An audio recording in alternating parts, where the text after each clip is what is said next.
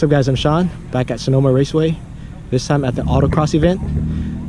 I've been doing the road course tracks for years, but I've never autocrossed. This is my first time. My car is really set up for the open road courses. My alignment, my tires, my aero, everything about it is for the road course, not for autocross. But either way, it should be pretty good, but it's my first time, so let's see how the day goes.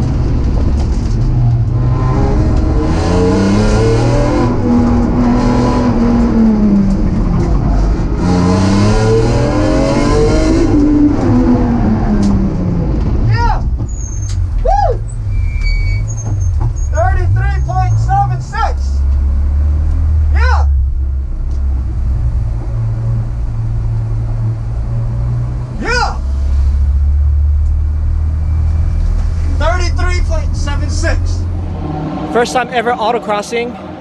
My first lap, first session, I did 38, obviously because I was trying to learn the track.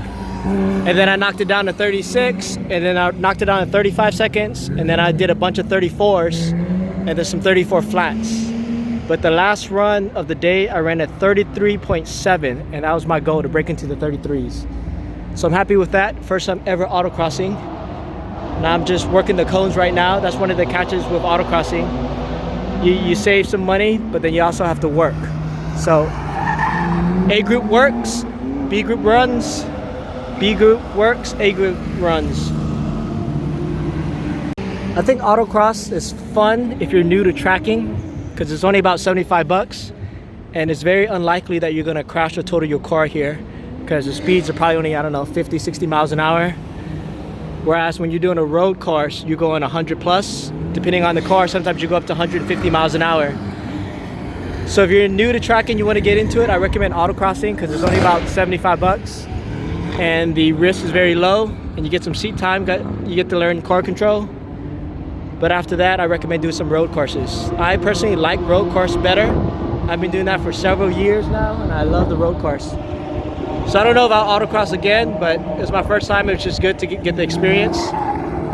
I think one thing about autocrossing is that if you see in my driving, it's pretty hectic. There's a lot of left-right turns, so you're always shuffling the wheel.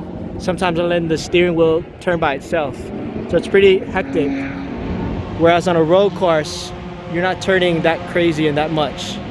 So to each their own, everyone has their personal preference. I like road courses because it's higher speed and you're doing 5 20-minute sessions. Whereas autocrossing, you probably, in the hour, you probably do 7, 35-second runs, 35 to 40-second runs. So at the end of the autocross day, you probably only have about 15 minutes of seat time. Whereas with a road course, you get an hour and 40 minutes because you get 5 20-minute sessions. So first time autocrossing, it was fun. Hope you guys enjoyed the video. Thanks for watching.